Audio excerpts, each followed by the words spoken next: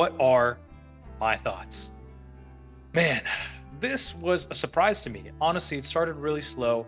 It it took a group of people, a clan, if you will, and pretty much started their journey again.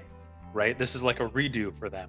It's introducing this conflict where they have to get Fallon, Laios' sister, and they have to find her in time so that they can save her from being digested from the dragon that Fallon saved the group from. Now, Senshi, he will right here. He is a newer member to the group, not as established to them, not as known. I think they've known each other for about a couple months. She's known Fallon for, I think, a couple years because they went to school together, mage school, and then Chilchuck right here. They've known for about 6 months to a year, and it's interesting. It's a really interesting show. Yeah, we later found out who is who and what type of character they are.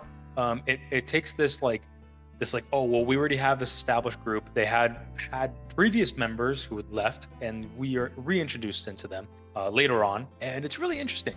The characters are likable, with each one vastly different from each other, and they have strengths that are that perfectly create stereotypical fantasy squad: the human, the elf, the dwarf, and the halfling, or your typical thief type. And later on, they introduce an animal type or beast.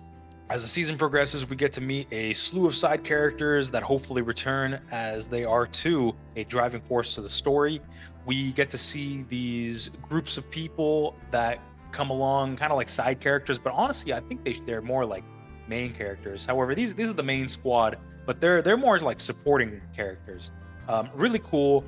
Well, again, well developed. They have their own squad, and the dungeon is set in levels, and each level they go down, it becomes harder and harder for them to survive.